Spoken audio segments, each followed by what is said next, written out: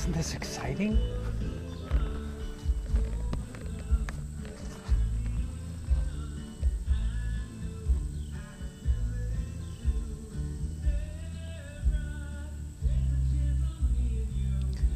Hello and welcome to Marvin Gardens, August 2018. And we're doing the August video a little earlier than normal. It's just a little past the first week of August, but we're doing it because, as you can see, I'm not holding the camera because once again I have the excellent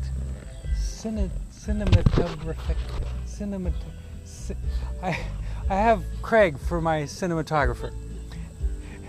And his lovely wife, who is also my sister, Mary Perkins Morris.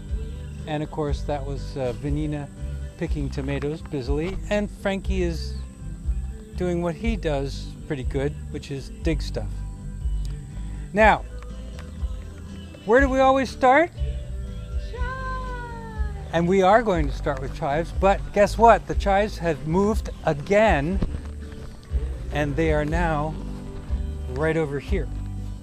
And this bed, although it's kind of weedy right now, it's because I'm waiting for some of the planted from seed herbs to come up, and so I can figure out what's what, and then I'll weed out the stuff that isn't something that we want.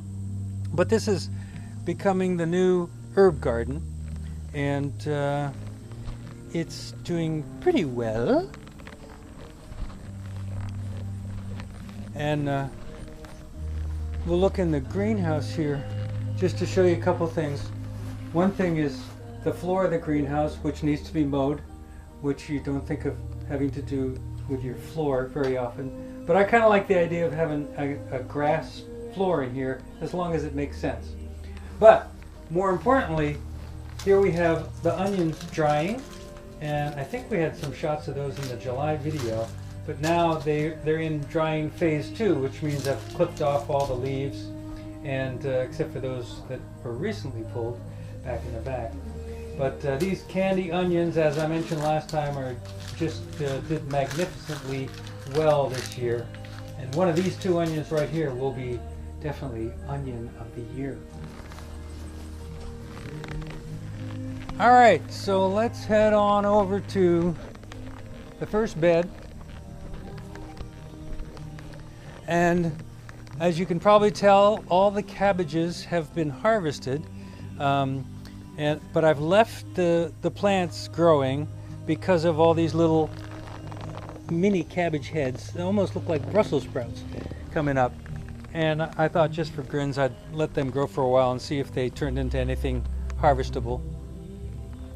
And then beyond that row, we've got broccoli, and we're still getting side shoots of broccoli. In fact, I think Vanina just pulled one tonight. This one here just broke off, so we'll have to pull that one too. But they've actually been pretty good size. I don't see any big ones right now. That one's not too bad. So that's why those are still here even after the initial harvest. But then these next rows are the second planting of Brassicas. That row right there is Skywalker Cauliflower, which just did great first time around. This next row is broccoli, and except for there was a couple of leftover lettuce plants that started to sprout, so I let them go. Now, this row used to be a row of spinach, and the spinach did the same thing that the other rows of spinach did, which is just turn yellow and die, except for these couple here. And it's interesting because these are planted in soil that used to be bed number 2, and this is bed number 1. And so I'm thinking maybe the problems with the spinach growing had to do with somehow the content of the soil here in bed number 1. But we'll see how these guys do. They don't really look all that great right now. The rest of this, or a lot of the rest of this bed, is new planting. There's a row of carrots planted here and here, and beets here. And then we have the second planting of cabbages of the Brassicas. And beyond that, we've got a new planting of bib lettuce. And then continuing with the Brassica theme, we've got kale coming up here. And radishes that were just planted and are already coming up. And this is pak choi. And finally, the ones that are probably the hardest to see are these little bunching onions. And this is a white bunching onion as opposed to the purple bunching onions that I had before. And I'll tell you why all this stuff is here. I talked about having all the onions, become vacant rows. And I decided that I just didn't want to have all those vacant rows. So I have lots of stuff that I've planted as summer planting, fall harvest type of stuff. And summer vegetables, summer flowers, different kinds of things just for fun. Well, let's take a quick look over here at the pet memorial area, because this used to be the corner of the garden here. And of course we got rid of this fence and put all the new fencing in here, as you saw last time. And I did relocate the pet memorial area and got some nice perennial flowers to plant there, and hopefully they'll come back every year, and that'll be kind of nice. I did not move any pet remains, however. All right, so let's move around the glorious solar panels, which have been cranking all summer. And this bed used to be all onions, but 2 of the 3 varieties of onions we've harvested, and the only thing that's left are these red onions. Red wing, I think, is the variety. But as I was saying before, I just couldn't stand the thought of having all these vacancies so quote unquote early in the season. So what we've planted here and all the onion vacancies are, these are Scarlet runner beans, which were sold as edible flowers. So we're not even looking to harvest the beans on these, but harvest those scarlet red flowers once they come in. I don't even know if they'll last long enough to produce beans before the first frost. Next is a row of sunflowers, just for fun. And these next 3 rows are all flowers. This is calendula. The next row is borage, which I think is also an edible flower. And then these are called Love in a Mist, and they're Nigella Damascena, whatever that is. I picked them out just because of the way they looked in the catalog. Then these red onions, you can see most of them have fallen over, so they'll be ready to pull quite soon. But since there's so many that are still standing upright, I'm going to give them maybe another week or so before I pull them out.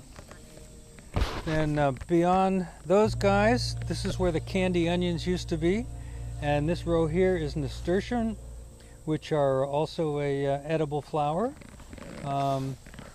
These are marigolds, and a specific lemon gem marigold, and they look like they're going to be kind of small plants. And I'm trying spinach in these next 2 rows that Frankie is trampling over, to see if maybe spinach likes this bed better than the other beds so far. So never say die with the spinach, keeps going. Then the last 2 rows were just planted, and I can't even remember what they were. These are, excuse me, what? Oh, these are aster flowers, and also some more calendula. And finally we got another row of bunching onions here on the very end. All right. And as usual, Tashi is following us around. She's had about 17 tomatoes that she picked herself, And she's feeling quite proud of herself for that harvest. All right, so speaking of tomatoes, here we are.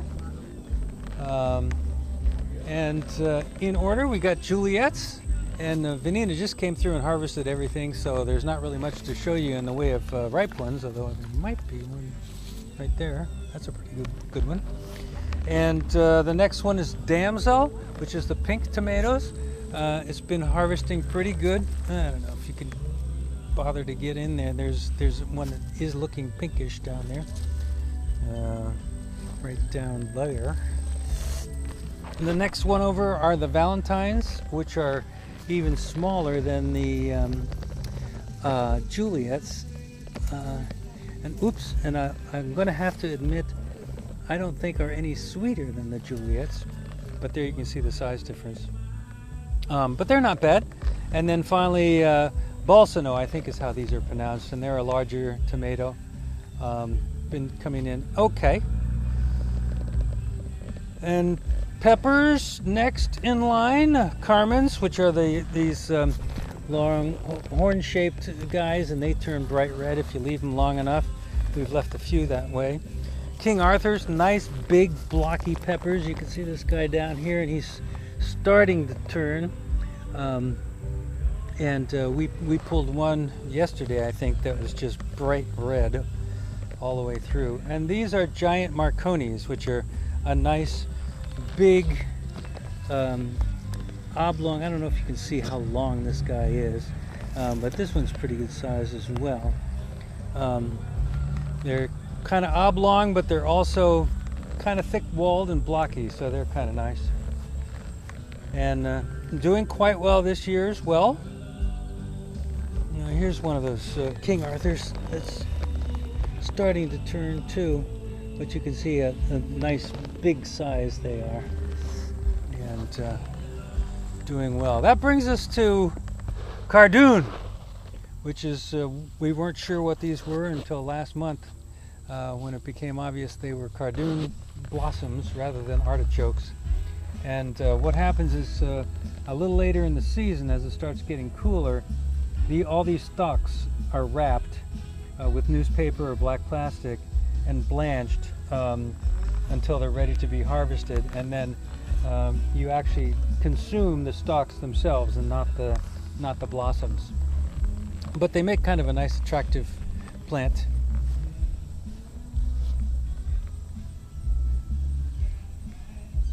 How are we doing on time?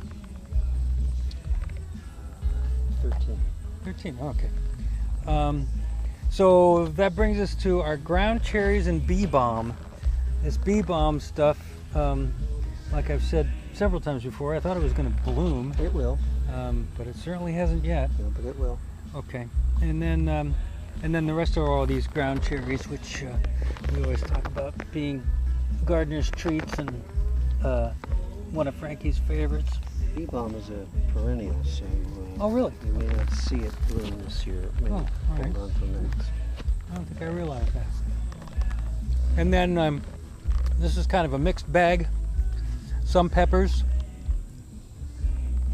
some eggplant, of which we pulled a couple tonight, and we've had a good harvest of them. Then these jalapeno peppers, which are not hot, but have the taste of jalapeno peppers. I guess that's it. The peppers and eggplants, all this stuff is doing pretty well. Which brings us to the not doing so well area. And this is squash. This is summer squash here. And I'm having the same problem that I have every year with just keeping the vines healthy. And I don't know what the problem is.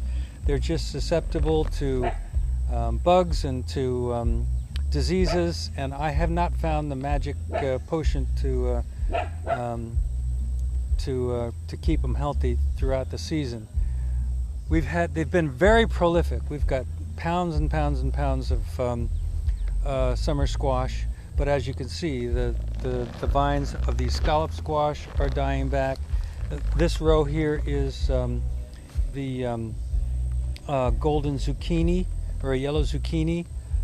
They're also, they've been producing, but I don't see any today.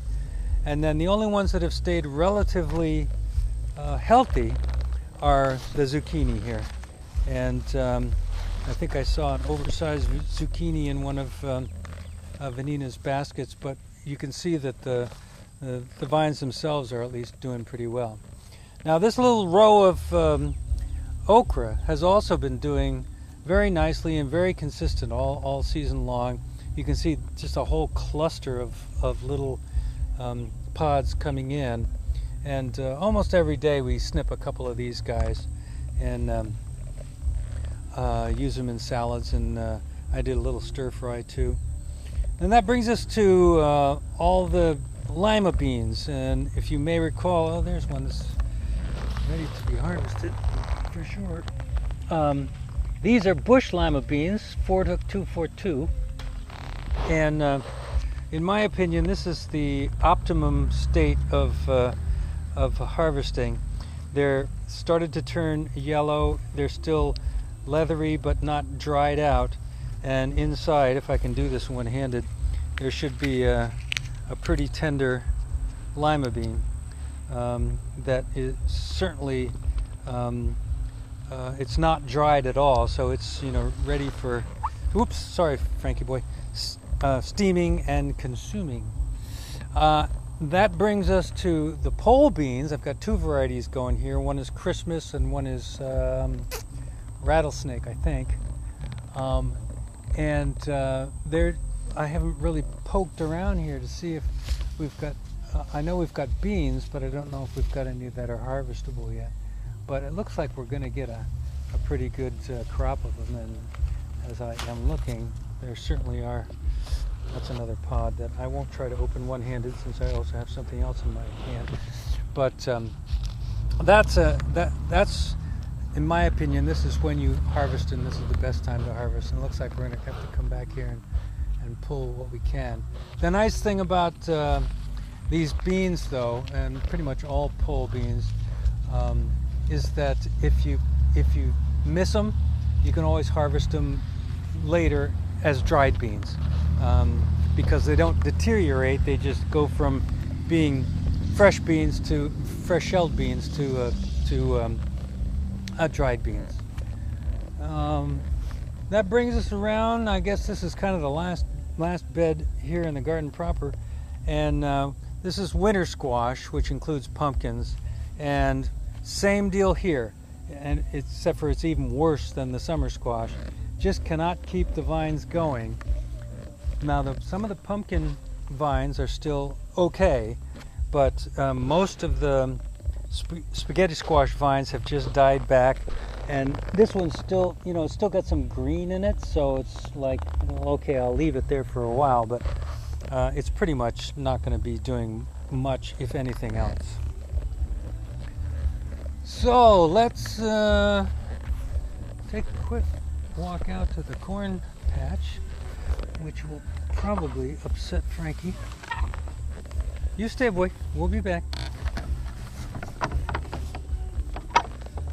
And we're not going to go look at any fruit trees this time around, because we're not getting any fruit. But the corn, we've got mixed results here. This section here is supposed to be mini colored popcorn. And the interesting thing about this, as I mentioned last month, there's multiple stalks and multiple ears on each stalk. So if they are not stunted because of that fact, we're going to get a pretty good yield. And they're supposed to just be little tiny ears of popcorn in different colors. So we'll see how that goes. The next section over is supposed to be a blue corn, and it's a dry corn. I'm trying to reach my hand in through here because I don't really want to get shocked, even though it's not a very high-powered electric fence, but you might be able to see there that that's the blue corn that's coming in there. They look pretty good. But again, the nice thing about dry corn is that you don't have to worry about timing as far as harvesting it goes, because you just let it go until it's done growing and turns brown. On this end, we have a painted mountain is the name, and it's supposed to be a colored dry corn or Indian corn, and but something got in here and got to these guys. You can't see hardly any ears. I've seen some knocked over and uprooted and some broken off, and I was thinking that it was probably a large rodent that got in there that did that, until I was around on this side and I saw, which I don't see now, oh yes I do, in there at the base of one of those stalks on the far side is what looks like some deer poop to me. So, but none of the fence is knocked down, so I'm thinking maybe a small deer just kind of snuck in under one of the wires and either didn't feel the shock or didn't care. But I think it might have just happened once, but that's all it took to pretty much wipe out this section of corn. Now we're on the other side of the blue corn, and looks pretty good here. That's where I actually dug up there. That wasn't the deer. But here's the other side of the blue corn section and the other side of the mini popcorn section. It's really kind of neat looking, if that's the way it's supposed to look. You know, all those little tiny ears, and again on multiple stalks. Watch out, there's a low spot there. Okay, boy, we're coming back in. Uh-oh, the music stopped. Oh, oops. So I think the only other thing we need to go take a look at is the pond, just for grins, especially if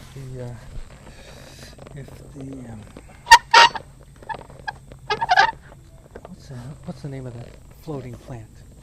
Water hyacinth. Yes, if that's still blooming, that's worth looking at. All right. So we'll take a little walk here, and then Tashi's exhausted from all the tomatoes she's eaten. Mary's getting sprayed for bugs. Vanina's working on a glass of bubbles. And Jolie is just resting under the shadow of Aunt Mary. Oh, yeah. What a good girl. Here, guess what? We've got lima beans to harvest. Okay. Oh, that's great. The first one. Yeah, that's a perfect one right there. So we can go through and look for ones that look kind of like that and pull them if you want. To do that? Yeah, if you want to. Only if you want to. It's not critical that has to happen today. I don't think there's anything else that's new around here. Oh, I forgot to point out the whole fire pit area, which is new. You may have noticed we've put down an entire almost patio here of stones that we hand dug into the circle here, and some pavers underneath the fire pit, which is a new fire pit because the other one was starting to fall apart. We've brought some nicer chairs down here and added a couple of benches that convert into tables. And we think we have a pretty nice little sitting area here. Is it nice to sit there, Mary? It's really nice. I highly recommend it. I give it 5 stars. I will definitely come back and sit in it in a very short order of time, or amount of order. I'll go back soon. What you got, Frankie boy, that you're eating? All right. Now, like I say, we're not going to look at fruit trees because it's just too sad. There is no fruit on any fruit tree that we're going to get this year, and that just is kind of what happens with fruit. But take a look at this pond and the hungry fish. See how they're coming up to the surface like that and gulping? That means, feed me, feed me. But the pond is just so lush and overgrown. And mostly those are floating water hyacinths. And some years I have trouble keeping ahead of the koi, eating them and just keeping them healthy. But this year they've just taken off. Usually what I do is I stick them up in the top there where you can see there is a cluster of them. And then when they get overgrown, I bring them down and put them into the pond and or put them into this tub that's right over here, which is just sort of an overflow for water plants. And just today, this one bloomed. And those are, I don't know if I'm making this better or worse, but those are just pretty little blooms with a little pattern on them of the purple and the blue and the yellow, and it almost looks like a image of a candle inside. But I suspect that these look so healthy that we're going to see a lot of these blooms from this point going forward. But I think that's it. I think we're through. This is August 2018 Marvin Garden. And like I say, we're doing this a little bit early for good reason. I may come back and after I end this video do an addendum of a little later in the month, but I don't know for sure. So for now, let's say Marvin Gardens 2018. Hope you guys are having a great summer. We're having a great summer and a pretty good gardening year. And we'll see you next time in September as we're staring down the face of fall. Bye, y'all.